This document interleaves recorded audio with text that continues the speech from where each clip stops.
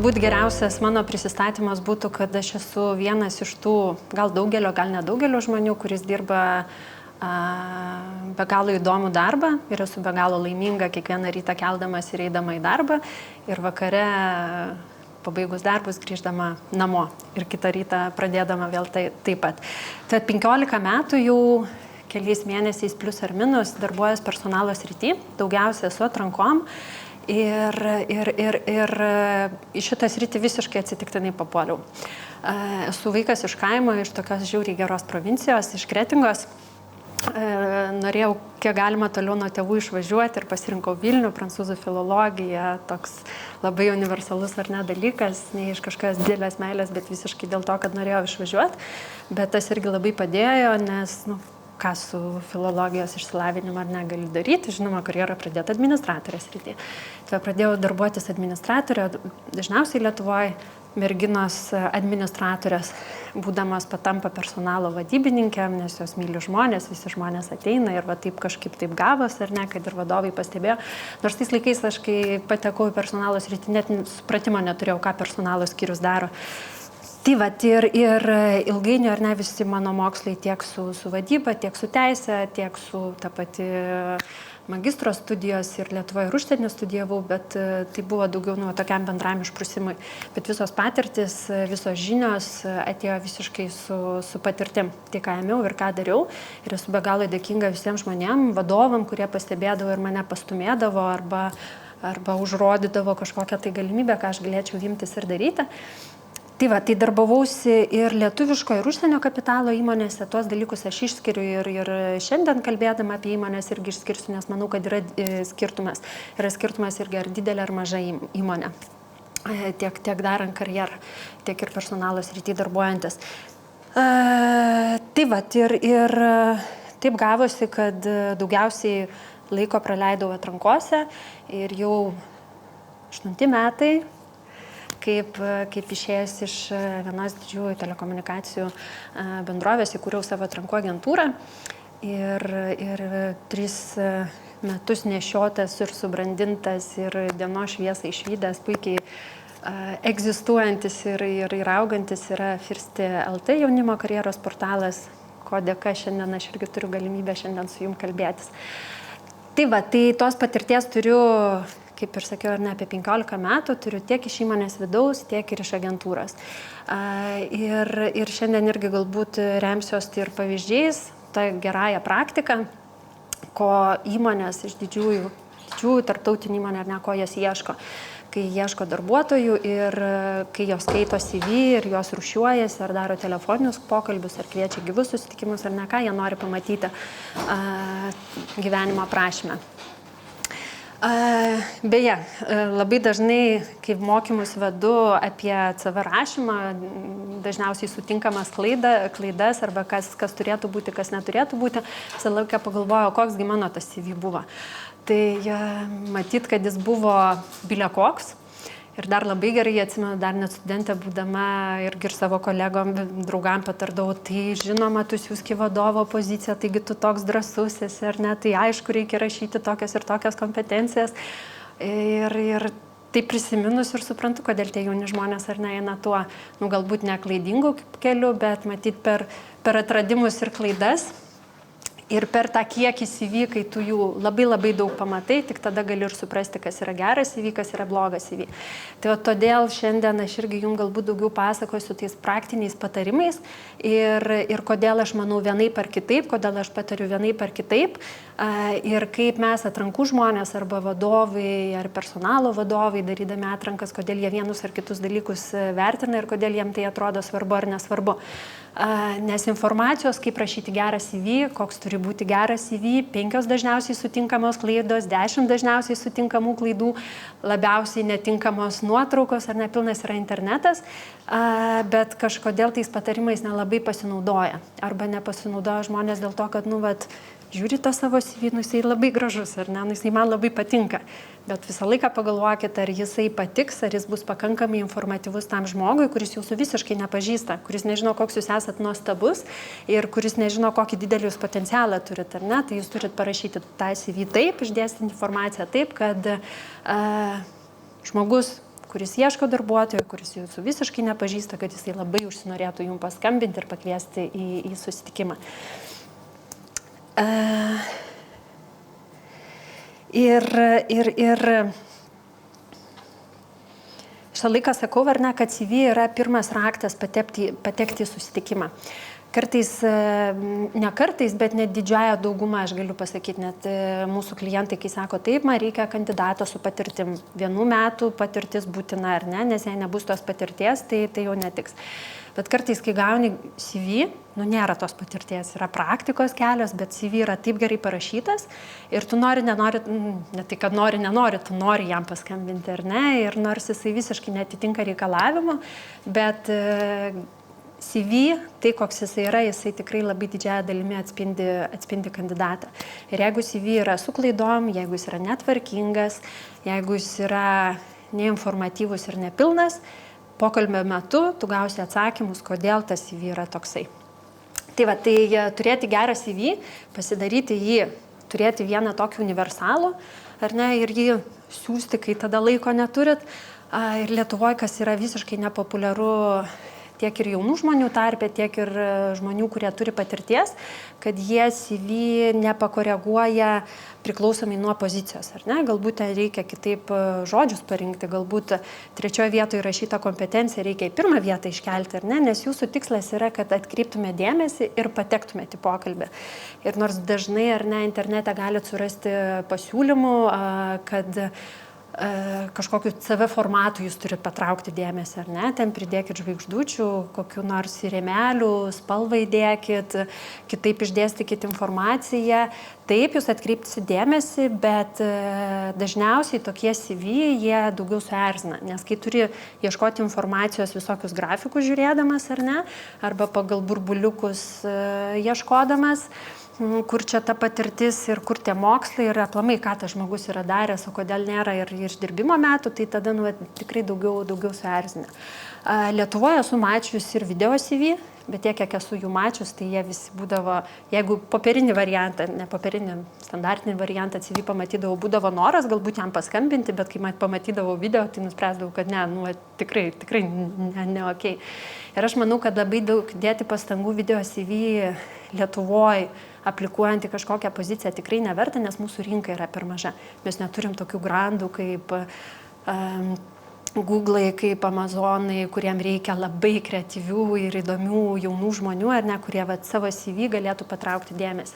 Jau geriau jūs nueikit, pasavanoriaukit, padarykit kažkokį tai projektą, tas kelias valandas ar kelias dienas sugaiškit kažkam padarant, ar ne, ir tą savo projektą įsirašykit į CV, tai bus tikrai daug naudingiau, negu jūs ištobulinsit video CV. Anksčiau aš buvau gan skeptiška, dabar aš jau perinu, ar ne, gal supratot apie CV formato pasirinkimą, anksčiau aš buvau gan skeptiška Europaso formatui. Bet ilgainiui supratau, kad jisai nėra iš esmės blogas, nes patys griaučiai Europaso yra gerai, tik reikia tos griaučius ar neteisingai susidėlioti ir ištrinti, nuimti tą informaciją, kurios nereikia. Tai ir ta mano nuomonė kažkiek irgi pakeitė, kai mes First LT darėm vadovų ir personalo vadovo apklausą, kokius davėm kelis CV šablonus pasirinkti, beje, į First LT rasit ir mūsų siūlomus CV šablonų variantus, ant kurių jūs galėsit savo CV pasidaryti. Tai ką noriu pasakyti, ar ne, kad vadovai labai pasiskirstė vienodai, prabalsavo, ar ne, kad jiem Europasas vis dėlto yra pakankamai priimtina forma. Tai kaip sakiau, ar ne, nuėmus daugą, nuėmus viršutinę dalį, sutaupant tą informaciją, kuri yra kairiai pusėje, ar ne, kuri visą laiką kartojasi, reikia šitą nuimti, tekstą išplėsti ir turėsi daug daugiau vietos. Ir kai pas mus žmonės ateina ir prašo CV redagavimo paslaugos, mes visą laiką daugiau duodam patarimus, pasakom, parodom klaidas, bet sakom, kad parengtas CV pačiam žmogui turi ne tai, kad be galo, pačiam žmogui turi patikti. Aš galiu ar ne patarti ir CV yra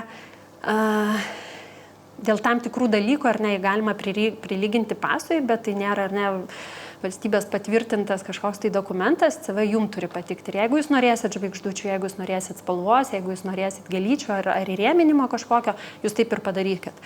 Ir praeis kažkiek laiko, jūs pasidarysit klasikinį CV, bet jeigu jums yra didelis noras, čia yra jūsų laisvė, jūsų pasirinkimas. Tai va, pasirinkę tą formatą, ar ne, ir jeigu einant nuo viršaus, į apačią yra labai svarbu teisingi asmeniai duomenys, ar ne. Jeigu yra jūsų CV lietuviškas, tai galite ir nerašyti, kad jūs esat vyras ar moteris, jeigu jūs esat Janina arba jeigu jūs esat Tomas, nes lietuviai gal ir supranta, ar ne. Kokia jūsų ta lytis, jeigu jūs darot anglišką variantą, ar jūs vyras ar moteris, rašykite. Svarbiausi kontaktai yra vardas pavardė, telefono numeris, elektroninis paštas, Skype'as ir LinkedIno profilis. Kas iš jūsų turi LinkedIną? Tai kas neturit ir kas nežinot, kas tai yra, klauskit Google'o ir būtinai užsiregistruokit, nes tai yra vienas pagrindinių įrankių ir viena pagrindinių duomenų bazių tiek Lietuvoje, tiek ir jau visam pasauliu. Tikrai labai drąsiai galiu teikti. Ir grįžtant prie tos informacijos, ar ne, telefonas, kaip ir aišku, ar ne, elektroninis paštas, mes tikrai manom, kad nėra etiška nurodyti darbinio elektroninio pašto, jeigu jūs kažkur dirbat, ar ne, tai jau nurodykit savo asmeninį. Ir jeigu neturit, tai susikurkit tą klasikinę dėžutę, vardas, pavardė ar kažkas, bet kai tai nebūtų pūkuotas katinėlis eta Gmail kažkas, dėja, bet tokių variantų tikrai labai pasitaiko ir aš manau, kad nelabai smagu tas turėtų būti ir šiaip kai rašai galvoju, tas žmogus jau tikrai nori eiti darbo rinką, jau jisai tikrai yra subrendęs ir darbo ieško ir nori pinigų užsidirbti ir karjerą daryti. Kaip sakiau, ar ne, Skype'ą irgi yra labai gerai nurodyti, nes kuo tolyn, tai vis dažniau mes darom bent jau pirmuosius pokalbius Skype'u, nes kandidatai gali būti išvykę, kandidatai gali būti kitoj šalyje atostogauti arba studijuoti, nes yra daug keliaujančių, arba tai gali būti iš kitų šalių, arba vadovas gali būti kitur, tai Skype'ą tikrai verta nurodyti. Ir kad nebūtų, ar ne, dvigubo kažkokio sutarėt susiskambinti, o paskui reikia dar skambinti, perskambinti tam, kad galėtumėt vardą susitikslinti. LinkedIno profilį, kaip ir minėjau, ar ne, nes jūsų CV gali pasenti, galit neatnaujinti, o tie, kas jau normaliai prižiūri LinkedIno profilį, tai yra, visą laiką bus ta aktuali švieži informacija. Ir LinkedIno profilį, jeigu ar ne išnaudoti visas tas galimybės, galima susidėti rekomendacijas ir tas irgi kai kam labai patinka. Ir kartais netgi kai kurie kandidatai siunčia LinkedIno profilį kaip savo CV. Kas nėra blogai, kas yra gerai, bet tenai neleidžia dėti nuotraukos. O nuotrauka yra labai svarbu. Kaip? Taip. Ir kitose šalyse, kaip sakykime, ar ne, kur yra lygios galimybės ir visa kita, tai net rekomenduojama ir prašoma, kad nedėti, nes jeigu, sakykime, ar ne, jūs būsite azijatas ar juodaodis ir jūsų nepakvies į pokalbį, tai darbdavys gali ar ne gauti ten visokius papeikimus, nusiskundimus, kvietimus ir visa kita. Lietuvoje vadovai mėgsta nuotrauką, tikrai mėgsta ir jiem kartais keista, kodėl nuotraukos nėra. Nes nuotrauka vis tiek asmeniškumą daugiau priduoda pačiam CV. Tu jau matai nuotrauką ir daugiau už mažiau ar negali suasocijuoti, kas čia per žmogus. Jūsų labui nuotrauka yra gerai, nes lengviau įsimenamas yra CV, kai pamatai kandidatą ar ne ir turi jo CV, jeigu yra popieriniai variantai, saugomi ar nebūtinai, norite patys elektroniniai, lengviau galima įsiminti. Ir tikrai labai drąsiai rekomenduoju. Kartais lietuviškos ar ne portaluose ar bet kur paguglinę galite rasti, kad nuotraukos nėra rekomenduojamos, nes tikrai didžiąją daugumą lietuviai įdeda tragiškas nuotraukas. Ir kas viena iš dažniausių klaidų ir dėl ko atrankistai imamės už galvos yra tai, kad yra įdedamas tikrai labai blogos nuotraukos. Ir vadovaukitės tą taisyklę, jau geriau jokios nuotraukos negu netinkama. Tai galima būtų matyti atskirai kelių puslapių straipsnį prirašyti ir labai daug įdomią paskaitą turėti, rodant visus variantus, ar ne, kokie tai galėtų būti. Kaip pavyzdžiui, ar ne, atsiunčia vaikinas CV ir apsikabinęs kitus 2 draugus ir tu bandyk atspėti, kuris iš 3 yra va tas. Ar ne, arba iš kokių vakarėlių, iš atostogų prie jūros, iš 10 metrų tolio, arba išsirietusi mergina prie BMW, arba su šuniukais, su katinėliais, prie gėlių krūmų ir taip toliau. Visą laiką, kaip aš sakau, ar ne tokia, angliškai pasakysiu, business casual ta nuotrauka turėtų būti. Ne pasinė, bet jinai tokia labiau laisvesnės formos negu iš vakarėlio arba iš paso, arba iš kažkur kitaip iškirpta nekokybiška be pikselio arba išplaukusi. Ir net jeigu jūs esat nuostabi šitoj nuotraukai ir niekad tokia fotogeniška ir taip gerai nesat gavusis ar gavęsis, bet jeigu suprantat, kad ne tik šitą nuotrauką, ar ne, tai geriau jos ir nedėkit. Nes nuotrauka, jinai diktuoja ir jinai, kaip yra kūno kalba, ar ne, mes daug ką pasakom, taip ir iš nuotraukos darbdavys yra atranką darantis žmogus, jis irgi padaro tam tikras išvadas.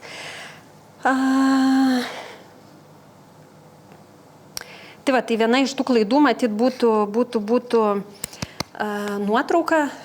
Nepaklausėt, bet grįšiu aš dar prie asmeninės informacijos, ar reikia rašyti adresą. Aš manau, kad jūs nieko neprarasit rašydami, nes priklausomai nuo pozicijų, ar ne? Jeigu jūs esat, sakykime, pardavimų žmogus arba buhalteris, tam tikros pozicijos, yra tendencija, ar ne? Kad buhalteriai, buhalterės, apskaitininkės, jos yra linkusios darbą rinktis kiek galima arčiau, ar ne, rajoną. Ir jeigu tu matai, kad ta darbovietė yra arti, tai jau gali būti vienas iš motivatorių tą žmogų sudominti. Pardavimų žmonės galbūt ne tiek, bet pavyzdžiui, ar ne, Vilnius Kaunas galima parašyti, nes šiais laikais, ar ne, žmonės juda iš vieno miesto į kitą, turi daug nekilnojamo turto, ar tėvai vienur gyvena, aš kitur gyvenu, arba turiu draugų. Ir tas irgi labai padeda, ar ne, nes jeigu darbovietėse visą laiką buvo Vilniuje, yra Kaunas, tai visą laiką gali pargrįžti tam žmogui, ar ne, pasiūlyti darbą kitame mieste. Tai apie asmeninę informaciją. Irgi geriausiai dėkite asmeninę informaciją ir kad šalia būtų nuotrauka. Jeigu susirasit gerų CV pavyzdžių, tai jūs irgi galėsit matyti, ar ne, kaip tas plotas yra išnaudojamas. Ir vis tiek šiandien šneku su jaunais žmonėm, kurie karjerą dar tik tai pradeda, tai mano siūlymas yra sutilpti vieną puslapį, nes jūs patirties tikrai neturi daug. Tai, kad jūs dirbote 5 kavinėse per vieną vasarą arba per 2 vasaras ir jūs kiekvienas tas kavinės išvardinsit, tai tikrai nebus informatyvu. Arba prisirašysit savo asmeninės savybės, kompetencijas, arba taip, kaip jūs norėtumėt save matyti ir tai užims 2 ar 3 lapus, kas dėja yra. Tai neverta to daryti. Jeigu yra 2 darbovietės ir yra savanorystės, kitos veiklos, tai jūs tikrai galite išsitekti į vieną puslapį. Ir irgi iš karto toksai praktinis patarimas, kai turit savo CV, jį ir užvadinkit. Vardas, pavardė, CV. Jūratė Mikaitė CV. Nevadinkit mano CV 2015-06. Nes kai mes atrankistai vieną poziciją gaunam po 100 CV, po 50 CV ir kiekvienas jis yra mano CV, tai kiekvieną reikia pervadinti ir kartais jie dubliuojas ir yra rizika, ar ne, kad jūsų CV aplamai net neišsisaugos. Tai čia daugiau prašymas, ar ne, visų atrankistų vardu, kad jums tas tikrai nebus sudėtinga. Ir savo CV siūsdami, ar jau kai pasidarysit jį, išsisaugokit ir siūskit PDF formatu, nes tada ir kitose ne tik e-mailo ar ne tik kompiuterį atsidarę, neišsikreipys tekstas ir jisai bus daug tvarkingiau. Kas turit PDF-inius variantus? Tai nereikia, ar ne, net tokių dalykų gali ir sakyti. Taip, tai jeigu yra, ar ne, asmeninė informacija, čia galbūt užbėgant irgi už akių apie motyvacinį laišką, kalbant, ar ne. Aš asmeniškai netikiu motyvaciniais laiškais, netikiu tokiais laiškais, kurie yra siunčiami standartas kiekvienai pozicijai. Motyvacinis laiškas reiškia, kad aš tą laišką rašau konkrečiai įmonei, konkrečiai pozicijai. Jeigu jūs atpasakojat motyvaciniam laiške tą patį, ką galima rasti CV, arba jūs papasakojat, kokias jūs turite asmeninės savybės ir kad tos asmeninės savybės jų padės tai ir tai įmoniai pasiekti tų ir tų tikslų, aš cituoju, matyti 90% motyvacinių laiškų, ką mes gaunam, tai jie yra nieko nepasakantis. Ir kitas dalykas, ar ne, gerą motyvacinį laišką parašyti, tikrai išsinagrinėti, kas yra per įmonę, kokia yra siūloma pozicija ir kodėl jūs ten norėtumėt, tam tikrai reiktų minimum 2 valandų. Jūs tiek turit laiko? Galbūt ir turit, bet kažkaip jūs tiek prisėsit ir pasidomėsit ir parašysit. Ir jeigu jūs turėsit labai gerą CV, bet nebus motyvacinio laiško, tai jūs vis tiek pakviesi pokalbį. Jeigu jūs parašysit, skirsit tas 2-3 valandas ar ne motyvacinio laiško rašymui ir jūsų nepakviesi pokalbį, arba pakviesi pokalbį, bet jūsų motyvacinio nebus skaitę, jums bus nelabai smagu, ar ne, kad jūs tiek susigaišot, bet visą laiką ir žiūrėkit, ar ne, ar yra reikalavimas siūsti motyvacinį laišką, ar ne.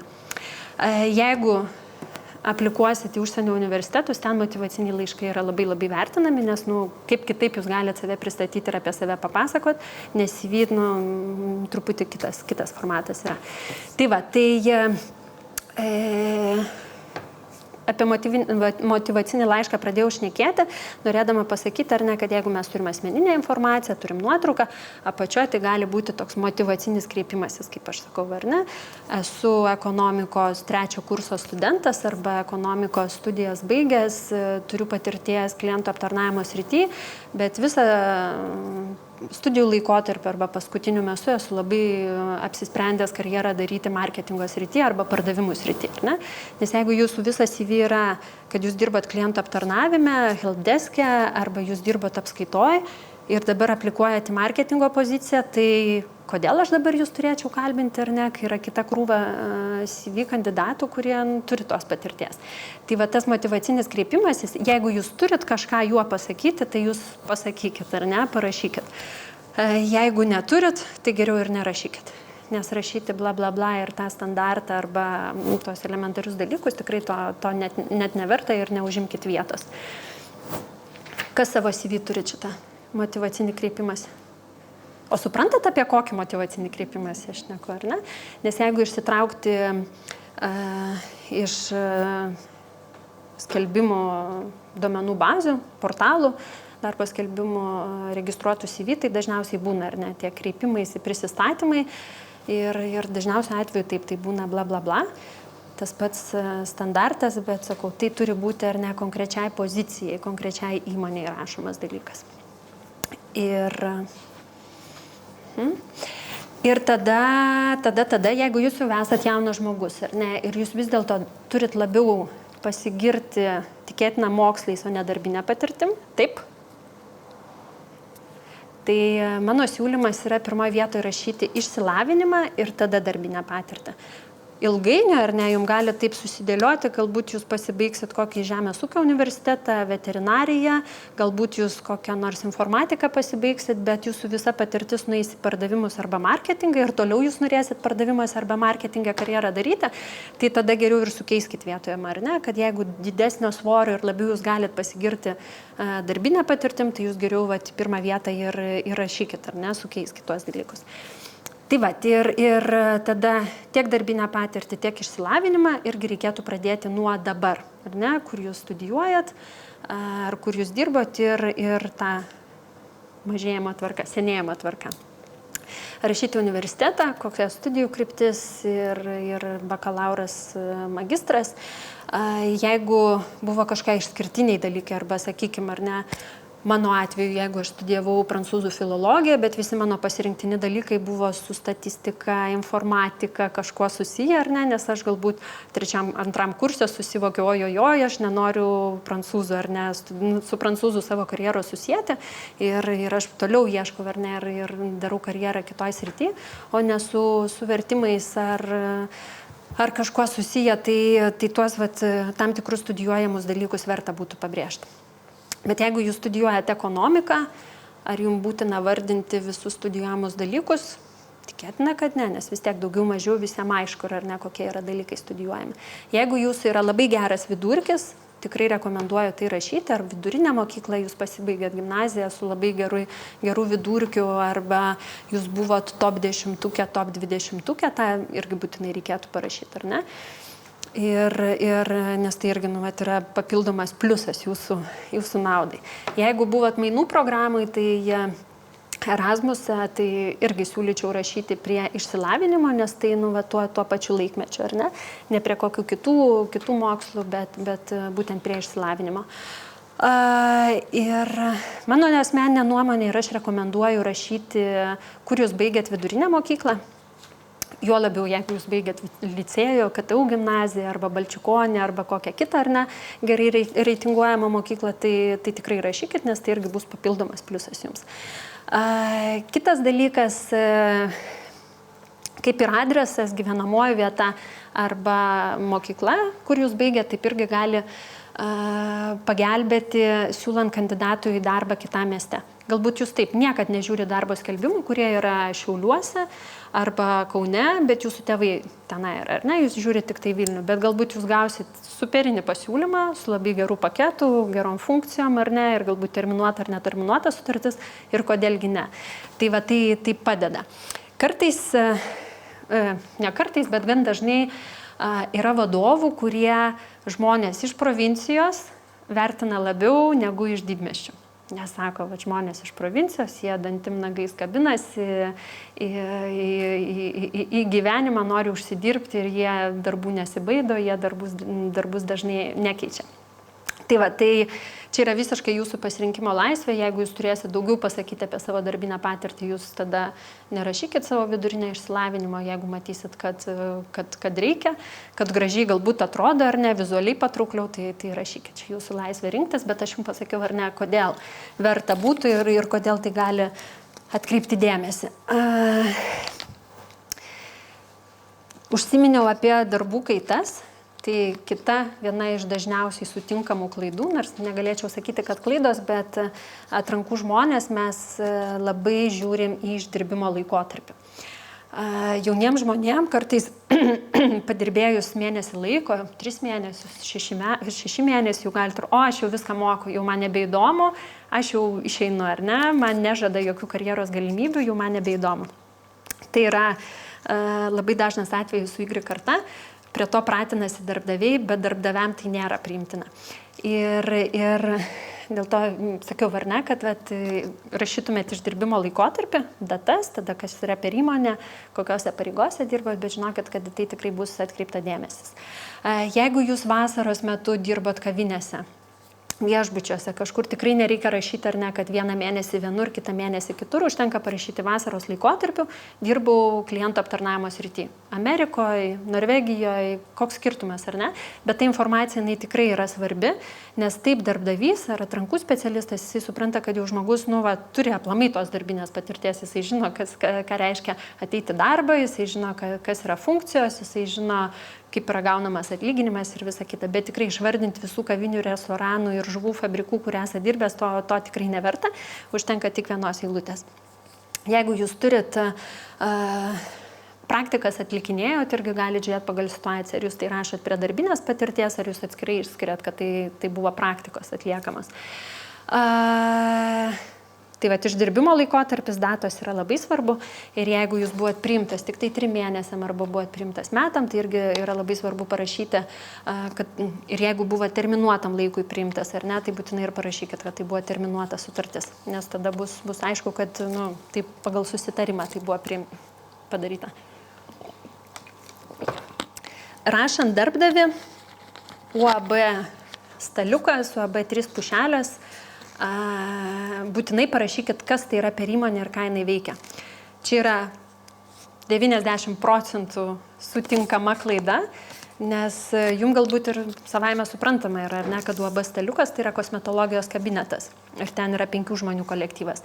Arba UAB staliukas gali būti norvegų kapitalo arba lietuviško kapitalo įmonė, arba norvegų ir lietuvių kapitalo įmonė su 500 darbuotojų ir kurie gamina visą produkciją IKEA pagal visus IKEA standartus ir taip toliau. Suprantat skirtumą?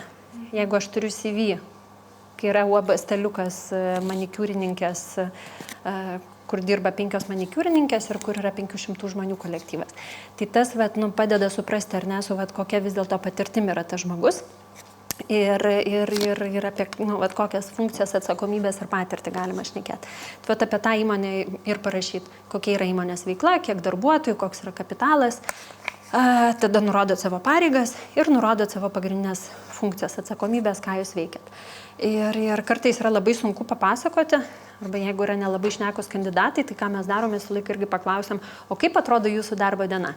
Tai patys paklauskit, kaip atrodo jūsų darbo diena ir jums tos funkcijos, tai ką jūs darot, jums ir suguls. Bet irgi pasižiūrėkit, kad ir logika, ir stilistika atitiktų, ir kad būtų lengvai skaitoma ir suprantama. Rašykit taip, kad žmogus, kuris visiškai net nenutokia, ką daro UAB Staliukas ir ką jūs visus pusę metų ar 2 metus dirbant darėt, kad kitas žmogus jisai suprastų. Galit pasižiūrėti ar ne ir tą skelbimą, į kurį aplikuojat poziciją, kiek tai atitinka. Ir jeigu ten yra vienais žodžiais tie patys dalykai pasakyti, tai jūs galite tuos pačius žodžius pakeisti, ar ne? Nes tai bus tam atrankų žmogui irgi lengviau jūsų CV nuskaityti ir nuspręsti, ar jūsų CV keliauja į teigiamą krūvelę, į neigiamą ar į rezervą. Funkcijos visą laiką galite pasigirti, ką jūs padarėt, ar ne? Pasiekimai. Ar jūs ten pardavimų tikslus visą laiką įgyvendindavot, ar jūs buvot išrinktas geriausias klientų aptarnavimo žmogus, arba jūs ten padarėt karjerą, ar team leadų grupės vadovų patapot. Šitus dalykus irgi būtinai surašykit ir pasigirkit.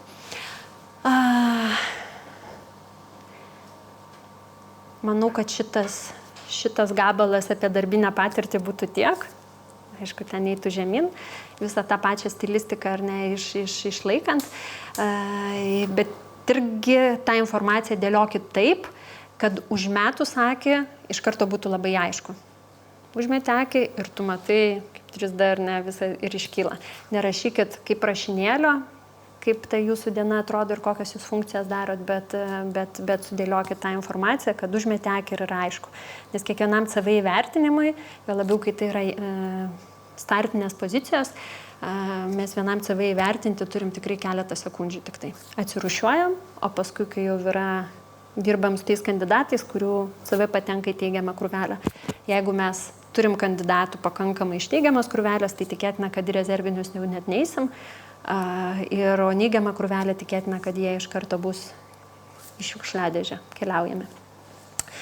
Tai va, darbinė patirtis ir jeigu jūs neturi darbinės patirties, tai galite užvadinti kitą veiklą, ar savanorystės, ar papildoma kažkas ar ne, tai būtinai šitais dalykais irgi pasidalinkit, nes tie dalykai irgi parodo ar ne, kuo jūs užsiimat, kas jums yra įdomu, ar jūs galbūt ar ne savanorystės projektą einat ir būtit ar plaunat šuniukus benamius, arba jūs einat ir tam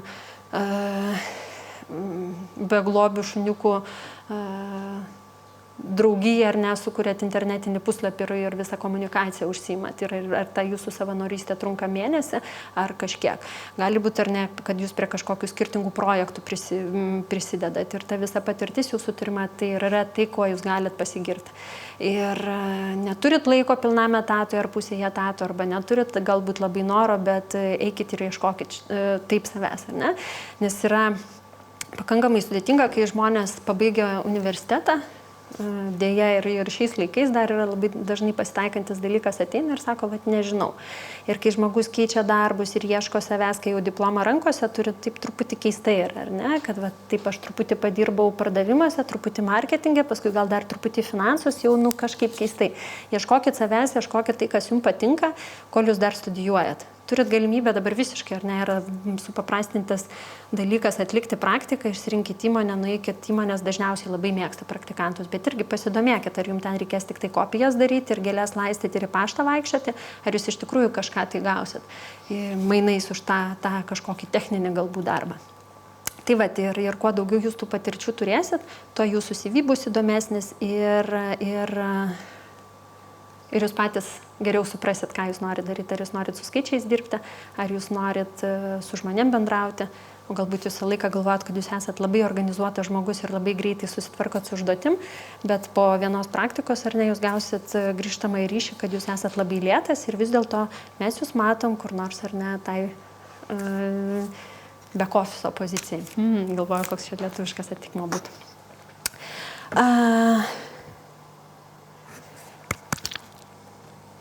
Jeigu kažkokius papildomus seminarus, mokymus lankot, jeigu tai yra kelių valandų mokymai, tai kažer verta tai traukti į CV. Bet jeigu tai yra kokia nors Photoshopas arba SEO socialinių tinklų mokymai, kur jūs praleidžiat kelias valandas pas stiprų lektorių, būtinai šitus dalykus įrašykit. Ir ar tai buvo mokami ar nemokami, koks skirtumas ar ne, bet jeigu tai buvo kažkokia informacija, žinios, ką jūs gavot ir jūs galėtume darbiniai patirtys panaudoti, tai ir naudokit. Labai dažnai, nelabai dažnai, yra tekę sutikti gauti CV žmonių, kurie priklauso visokiam studentų atstovybėm, asociacijom. Tai jie ten turi krūvas milijonų visokiausių mokymų ir jie tuos mokymus galėtų į 2 lapus prirašyti.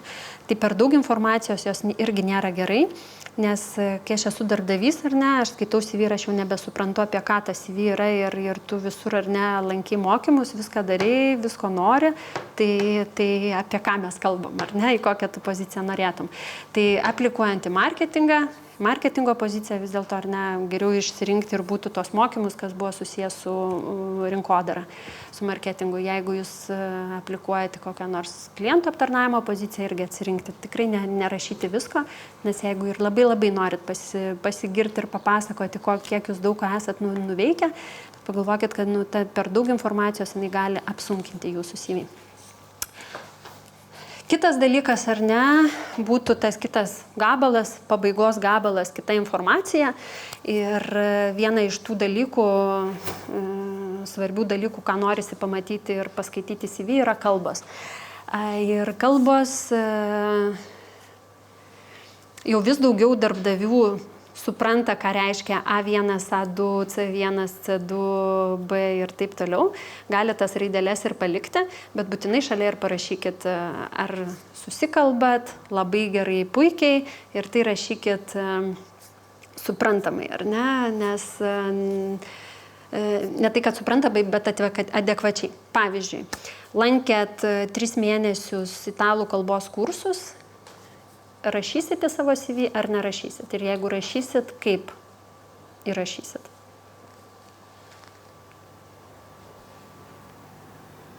Rašysim. Priklauso nuo vietos, kur turbūt siunti irgi. Galbūt tenai prancūzų įmonė ir visai reikėtų parodyti, kad mokinėsiu tos prancūzų kalbos. O kaip jums atrodo, po 3 mėnesių lankant, sakykime, 2 kartus į savaitę mokymus, įmanoma jau susikalbėti ir darbinėje aplinkoje naudoti kalbą? Turbūt, kad ne. Tai turbūt nerašytum kur kalbos, o tiesiog kur kita informacija, hobi ir panašiai. Galima būtų, jeigu taip jūs įsimylėjus italų kultūrą, kalbą, taip. Bet aš asmeniškai netikiu, kad per 3 mėnesius, 2 kartai per savaitę įmanoma būtų išmokti kalbą tiek, kad ją galima būtų naudoti. Kitas pavyzdys. Jeigu 7 metus, 9 metus mokykloje, viduriniai mokykloje mokėtės vokiečių kalbą, bet jau kokie 5-6 metai visiškai jos nenaudojat, visiškai. Rašysit į CV ar nerašysit?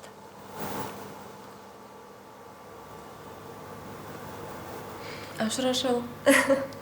Aš irgi rašyčiau ir aš labai norėčiau, kad kandidatai rašytų, nes kalba yra toks dalykas, aš ne kaip filologė, bet net ir darbdavių vardu galiu sakyti, ar ne,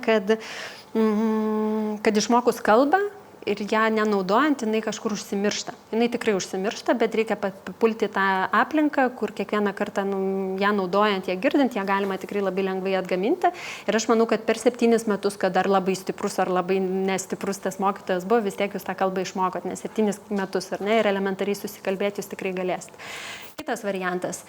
Užaugot Visagine arba Naujininkuose, arba dar Klaipėdoje galbūt rusų kalbos niekad nesimokėt, bet kieme augot su rusakalbiais vaikais. Ir dabar gyvenat Vilniuj, irgi kokiuose nors Naujininkuose. Aš nežinau, ar ten yra daug rusakalbių, bet susikalbėt buitiškai jūs tikrai galit. Kirilica, ni pro kur, net nežinotumėt, kaip raidės atrodo. Rašytumėt į CV ar nerašytumėt? Ne. Kodėl? Susikalbėtum darbiniai aplinkoje? Nesusikalbėtumėt?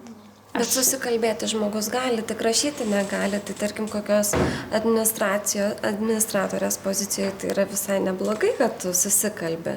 Aš tikrai tai, aš sakyčiau, ir siūlau ir prašau, pažymėti. jeigu jūs galite susikalbėti ir su kiemo vaikai susikalbėdavot ir multikų žiūrėdavot, rašykit būtinai. Rašykit būtinai, nes šiais laikais net tie patys rusakalbiai ir iš kitų šalių, kur yra rusų kalba gimtoji, jie irgi rašo latiniškom raidėm. Yra tik oficialūs dokumentai ar ne kirica rašom ir rusų kalbos užtenka susikalbėjimo. Aišku, jeigu jūs dirbsit su NVS šalim ir jūs kiekvieną dieną ar ne su aukščiausio lygio vadovais bendrausit, taip matyt susikalbėjimo buitinės kalbos neužtektų, bet jeigu jums užtenka susikalbėti ar ne ir jūs galite atsiliepti administratorę būnant подождите немножко, я вас соединю, arba какие у вас проблемы, как могу я вам помочь, ar ne, tai aišku, ilgainiui jūs išmoksit, nes ar jūs lietuviškai ateisit helpdeske dirbti ir jums reikės ten papasakoti, kaip kokį mygtuką paspausti, kad tam tikrą programą pasileisti ir kaip kompiuterį perkrauti, tikėtina jums reikės ar ne išgirsti lietuviškai, kad jums papasakotų, tai rusiškai lygiai taip pat. Tai va tokie skirtingi variantai ir sakau, kiekvienas jūs advokačiai pasisverkit. Nes darbdavys į jį nori matyti kalbų naudojimą, ar jūs galite darbinėje aplinkoje ją naudoti ir susikalbėti ar ne. Ar turi tą supratimą ar ne. Kitas dalykas, ar ne tas kitas prie kitos informacijos gabalas būtų kompiuterinis raštingumas. Ar esate išsilaikę sertifikatus ar ne, ar mokat naudotis kažkam tai specialiom programom. Pavyzdžiui, ar ne FMCG įmonės, jos dažniausiai turi SAP, jeigu jūs esat buhalterijoje, finansuose, apskaitoje dirbančios, jūs tikrai kažkokią tai buhalterinę programą mokėsit, jeigu jūs esat programuotojas, IT žmogus, IT specialistas, arba galbūt jūs visiškai nesat su to išsilavinimo neturit, bet jūs esat labai pamišęs ant tų naujų dalykų, naujų technologijų, tai ir jeigu jūs pats bandot kažką tai daro, tai būtinai šitus dalykus reiktų paminėti, bet aišku, galite įvardinti, ar tai eksperto lygmuo ar kažkoks, bet kad tai ar ne, jeigu jūs jau parašo, tai reiškia, kad tai yra svarbi informacija žinoti. O visa kita, ar turit jūs vairuotojo pažymėjimą, ar bauduotas, nebauduotas, dažniausiai žmonės rašo, jeigu nebauduoti būna, kokie yra jūsų hobiai, ką jūs mėgsta daryti. Kiti žmonės klausia, ar man čia reikia tą rašyti, aš manau, kad taip, nes galbūt ar neateisit ir vadovas labai mėgs skaituoti arba labai mėgs žvejoti ir tai bus gera pradžia pokalbiai pradėti, ar ne? Europasas pabaigoje labai daug vietos skiria įvairiausiom kompetencijom asmeniniam savybėm ir visiems kitiem dalykam, komandiniam darbui ir visam kitam, ten po pusę puslapio žmonės kartais prirašo.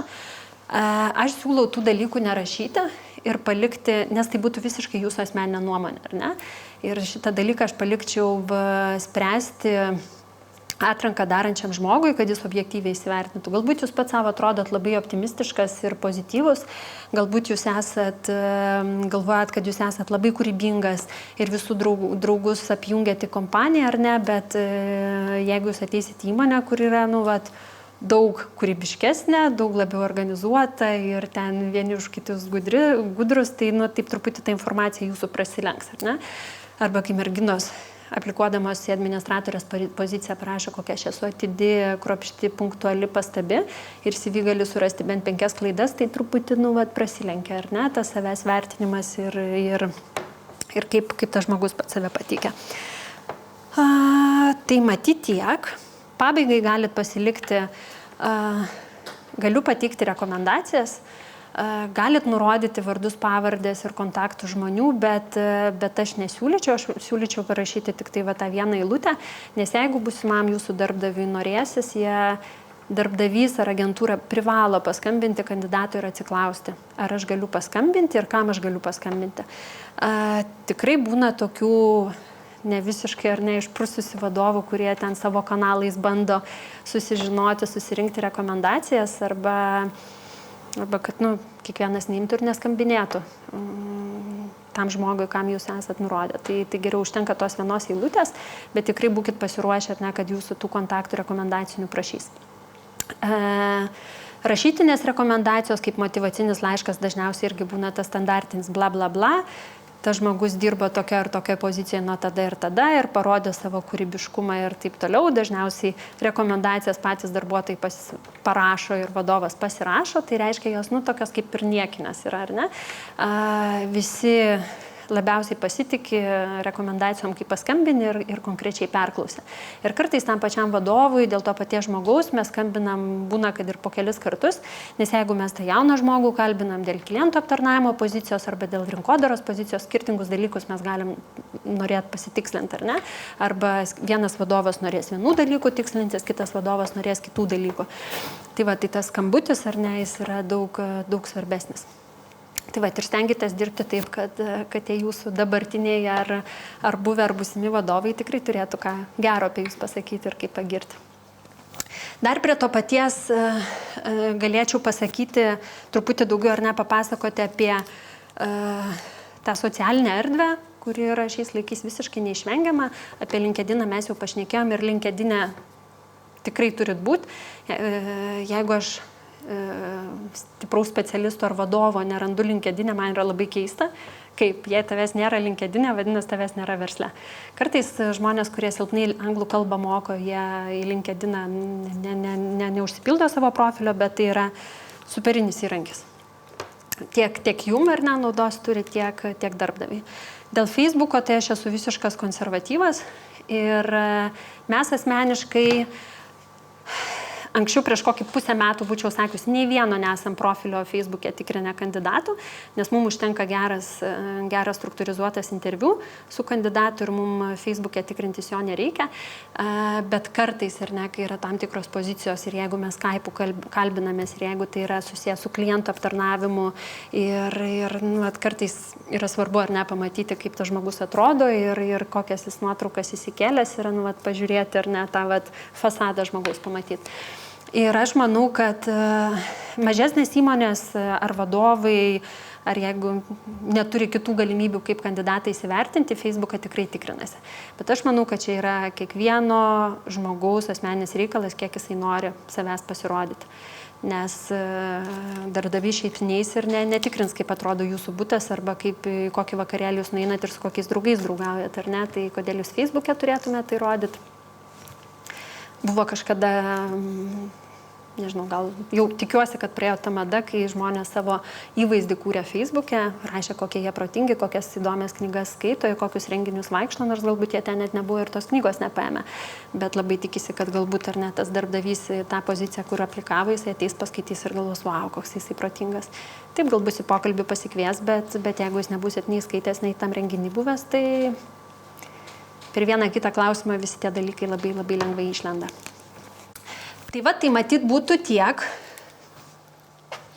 Dar užmėsiu akį, ar aš turėčiau dar kažką papasakoti. Matyt, kad viską praėjau. Tikiuosi, kad išgirdot bent jau 5 punktus, pasižymėjot, kažką prisiminėt ir panaudosit. Tikiuosi vieną dieną jūs CV gauti ir pakalbinti kokią super nerealiai įdomią poziciją ir sekti jūsų karjerą. O šiam kartui ačiū už jūsų laiką ir dėmesį.